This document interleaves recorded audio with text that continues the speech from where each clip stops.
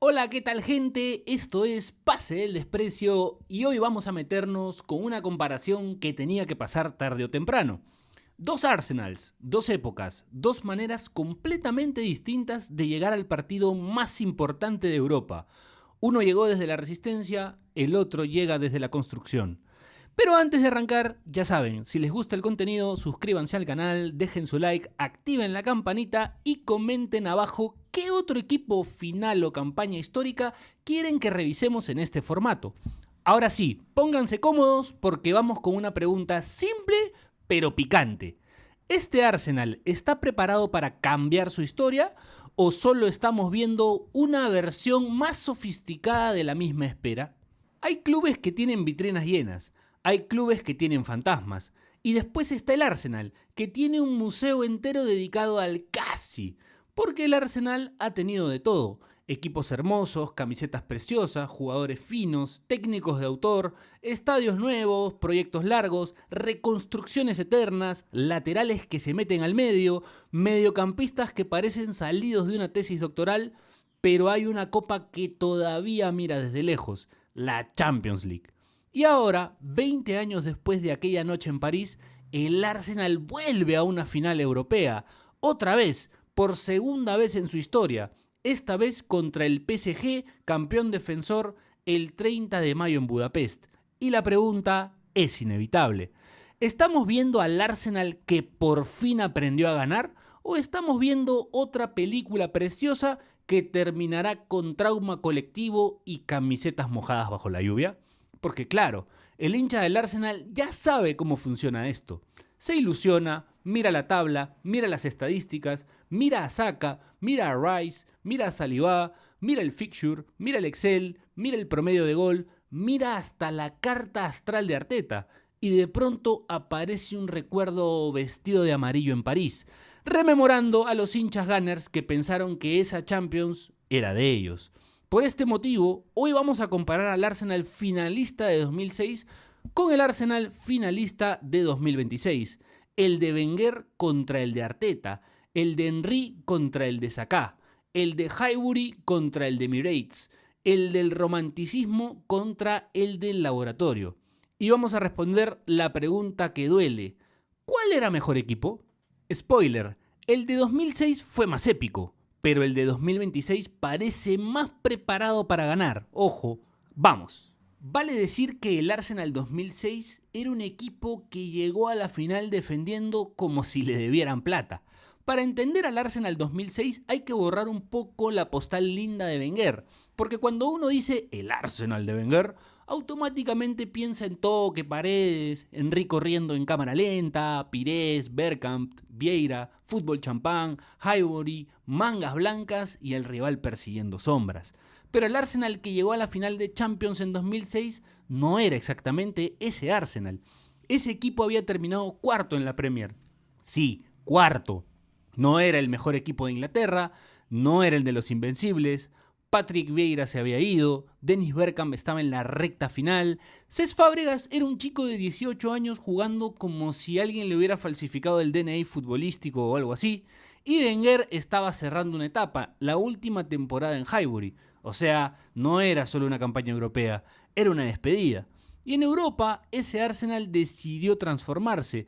Dejó de ser únicamente el equipo bonito y se volvió un equipo duro, copero, incómodo, casi sudamericano, pero con acento francés y una elegancia que molestaba. Los números son absurdos: 10 vallas invictas en esa Champions, récord histórico. Una defensa que pasó de parecer remendada a parecer muralla medieval. Colo Touré, Senderos, Eboué, Ashley Cole, Flamini jugando de lateral cuando tocaba, Gilberto Silva tapando incendios y James Lehmann en modo hoy no entra nada, papá.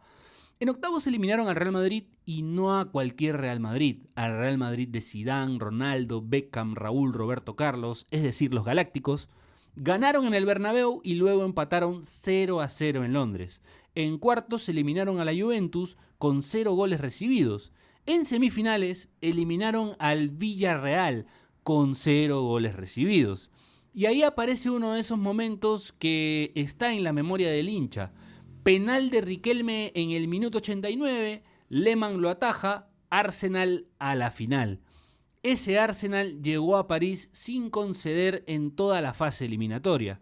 Pero ojo, no era un equipo que aplastaba a rivales, no era una máquina ofensiva, era un equipo que sobrevivía con mucha dignidad, tenía una idea bastante clara: defendemos todos, sufrimos todos, y si la pelota le cae a Henry, que Dios y la física se encarguen.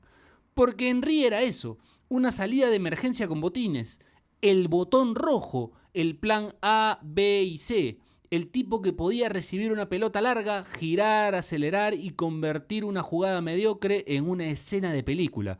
Y ahí está la gran diferencia emocional con el Arsenal actual. El de 2006 dependía mucho de Henry. Si Henry estaba bien, Arsenal tenía vida. Si Henry no resolvía, Arsenal sufría. Y entonces llega la final, 17 de mayo de 2006, Stade de France, Barcelona contra Arsenal. El Barça llegaba con Ronaldinho, Eto'o, Deco, Puyol, Márquez, Van Bommel. Xavi e Iniesta estaban en el banco. Messi ni siquiera juega la final. Así de fuerte era ese Barcelona. Podía darse el lujo de tener futuro en la banca y presente en la cancha. Y al minuto 18 pasa la jugada que rompe la historia. Lehmann derriba a Eto'o fuera del área y se va expulsado. Primera expulsión en una final de Copa de Europa Champions. Arsenal se queda con 10 cuando el partido recién estaba empezando. Ahí se cae el plan.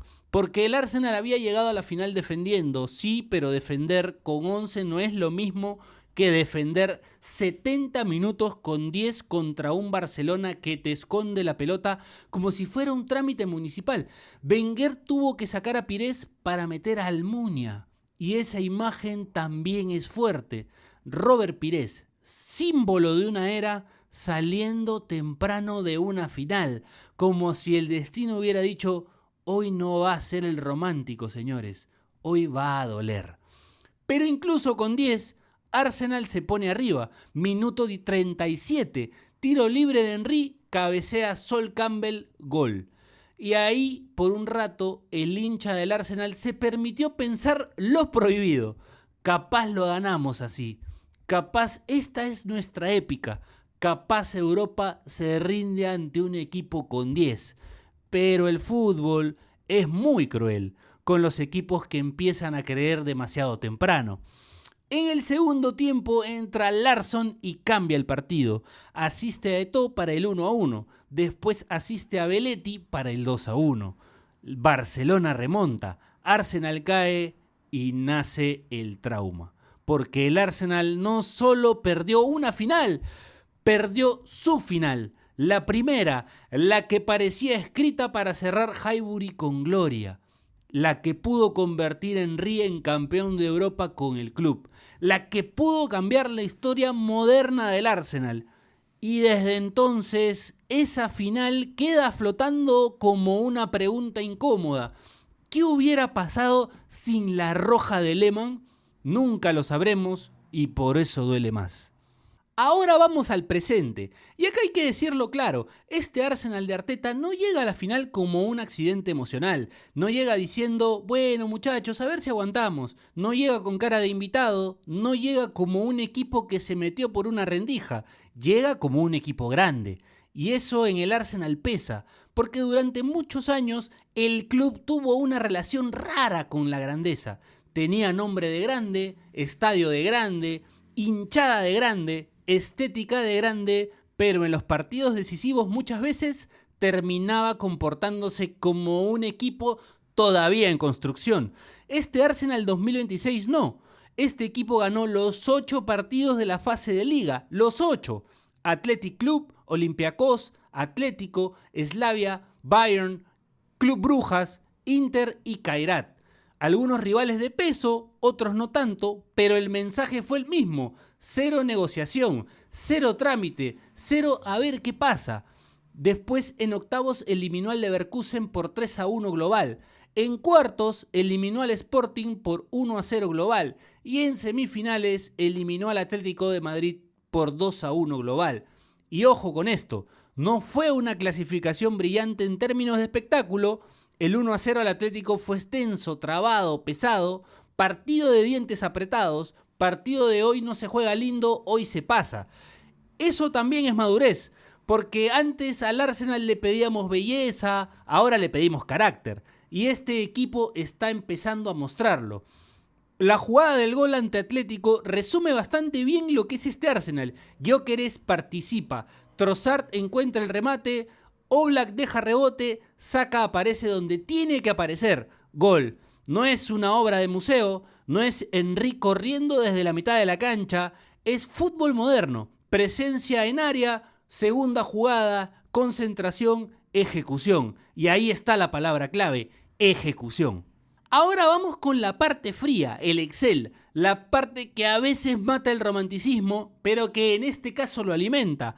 Arsenal llega a la final invicto en Champions, 11 victorias, 3 empates, 0 derrotas, 29 goles a favor, 6 goles en contra, 9 vallas invictas, 54% de posesión media, 86.5% de precisión de pase, 40 remates al arco concedidos en 14 partidos, 34 atajadas, 25 amarillas, 0 rojas.